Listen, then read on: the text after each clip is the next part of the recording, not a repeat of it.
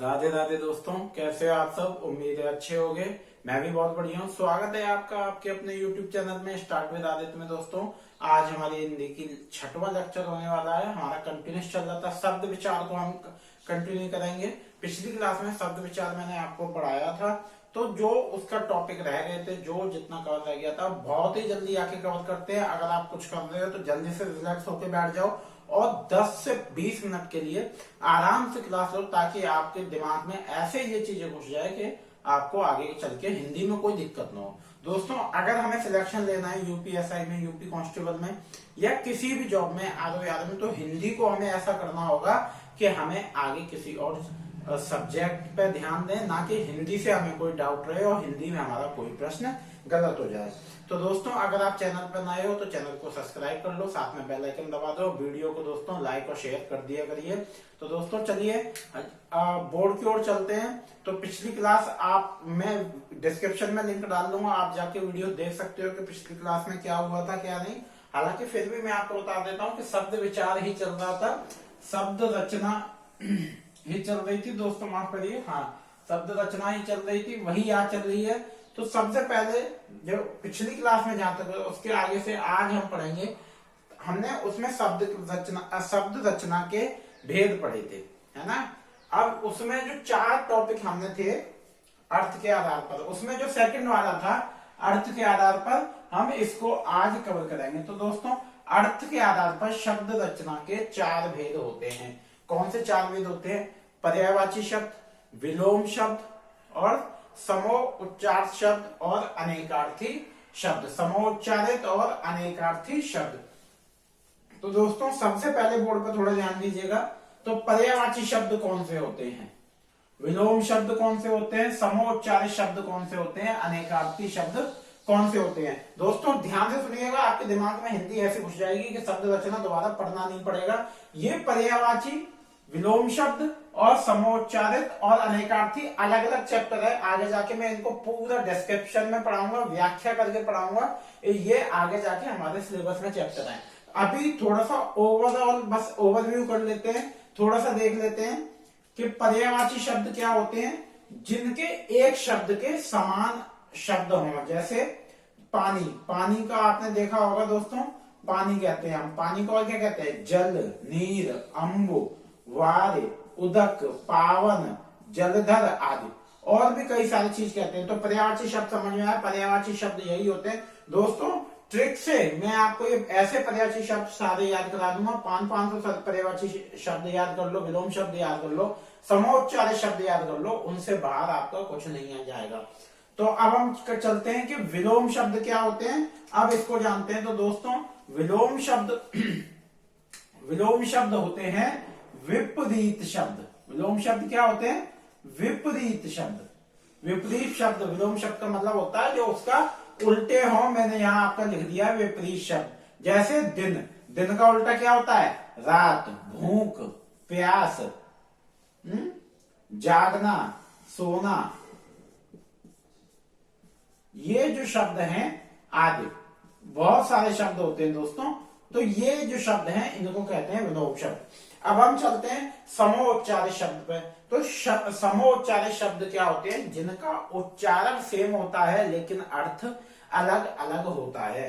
जिनका उच्चारण सेम हो। दोस्तों याद रखिएगा, ध्यान से बैठ के सुनिएगा क्लास और रिलैक्स हो जाइए, आपको कहीं और जाने की कोई जरूरत नहीं है।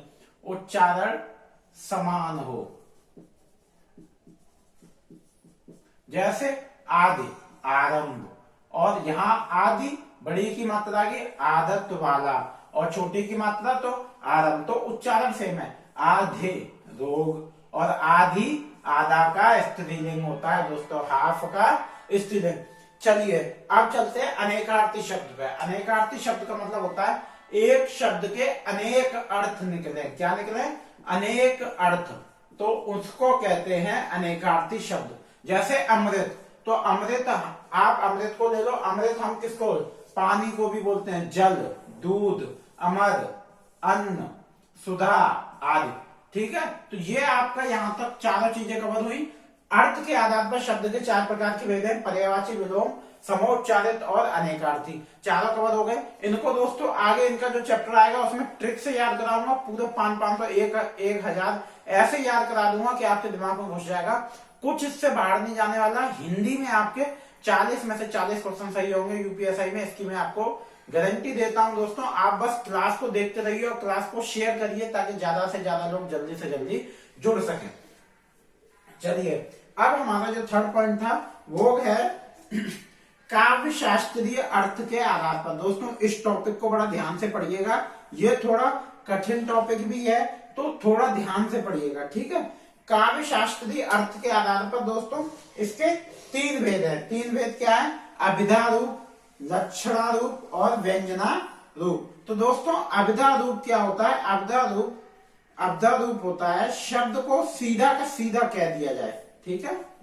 सीधा अर्थ जब निकले तो कहते हैं, सीधा अर्थ जब निकले तो कहते हैं अभिधा रूप। लक्षणा रूप दोस्तों और ये व्यंजना रूप। तो जब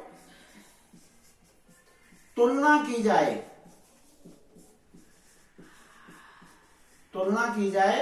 तो होगा लक्षणा रूप। माफ करिएगा दोस्तों, मैं प्रॉपर डेफिनेशन नहीं लिख रहा हूं क्योंकि आप लोग बड़े लोग हो, बड़े बच्चे हो, आपको एमसीक्यू करने दिमाग में घुसना जरूरी है दोस्तों। अगर आपको नोट्स चाहिए तो मैं आपको नोट्स दे दूंगा। व्यंजना रूप जब व्यंग किया जाए, ठीक है।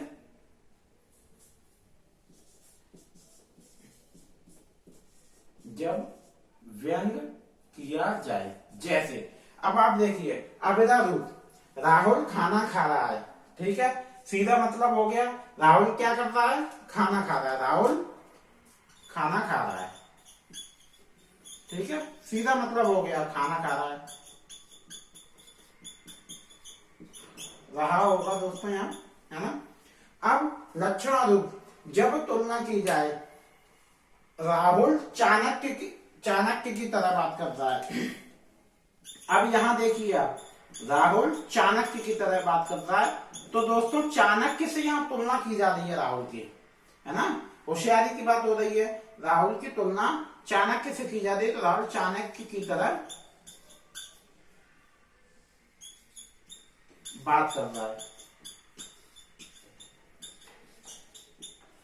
अब ऐसे ही व्यंजना रूप जब व्यंग किया जाए, है ना, किसी को वो बोला जाए जो वो है नहीं और उसमें हंसी हो, आप उसे हंसी आए, तो वो कहते हैं जब व्यंग किया जाए। जैसे राहुल गोबर गणेश है,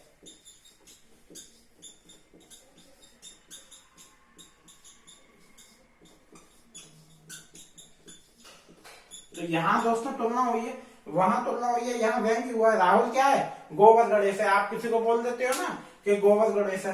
तो यहाँ हमने 3 पॉइंट ये कवर कर लिए। काव्य शास्त्रीय अर्थ के आधार पर अभिधा रूप, सीधा अर्थ निकले, लक्षणा रूप तुलना की जाए, और व्यंजना रूप जब व्यंग किया जाए। लक्षणा रूप जब उसके लक्षणों की तुलना की जाए, है ना। हम किसी के लक्षणों की तुलना करते हैं, जैसे चाणक्य बोला, या और भी कुछ बोल सकते हैं।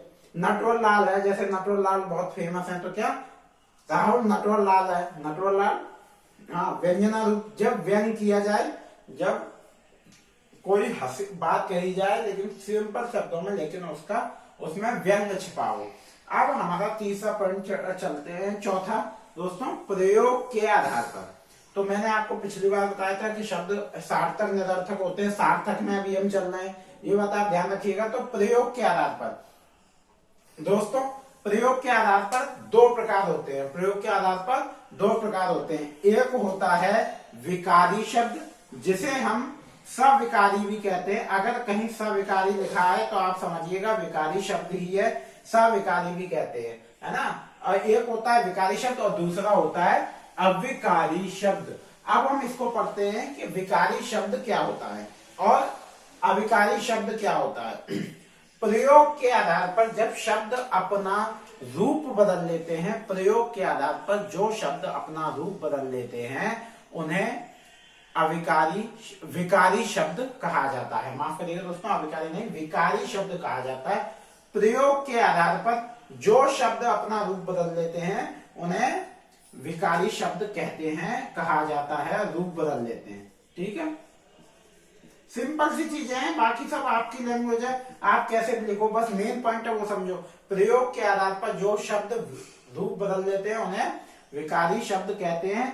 जैसे जैसे देखिए प्रयोग होता है तो भाई बहन, भगवान, शैतान, और भी आप ऐड कर सकते हो क्या, माता पिता, ये सारे शब्द आदि, और भी अनेक शब्द हैं, ये सब मैं आपको दोस्तों आगे पढ़ाऊंगा। प्रयोग के आधार पर विकारी और अविकारी होते हैं। विकारी कौन से होते हैं, प्रयोग के आधार पर जो शब्द अपना रूप बदल लेते हैं उन्हें विकारी और सविकारी शब्द कहते हैं, जैसे भाई बहन, भगवान, शैतान, माता पिता। अब दोस्तों हमारा सेकंड पॉइंट है इसमें अविकारी शब्द। दोस्तों मैं एक बात कहना चाहूंगा कि जो लोग, जो भी छात्र या जो भी लोग, आपने देखा होगा गांव से बिलोंग करते हैं, तो क्या होता है कि छोटी सी छोटी चीजों के लिए, जमीन के एक एक इंच के टुकड़े के लिए अपने भाई और आसपास के लोगों में ही झगड़ा हो जाता है और सर भी फट जाते हैं, तमाम चीजें होती हैं। तो मैं आपसे यही कहूंगा, आप इन सब चीजों से ऊपर निकलो। शिक्षा में वो शक्ति है, शिक्षा में वो पावर है कि आप इससे ऊपर निकल सकते हो, जाके कोई अधिकारी बनो, और नहीं अधिकारी बनना है तो अपना कोई बड़ा एम्पायर बनाओ, बिजनेस खोलो, फैक्ट्रियां शुरू करो। अगर आप इस चीज में फंस गए दोस्तों, अभी आपकी उम्र है ये काम करने की, अगर आप इस चीज में फंस गए तो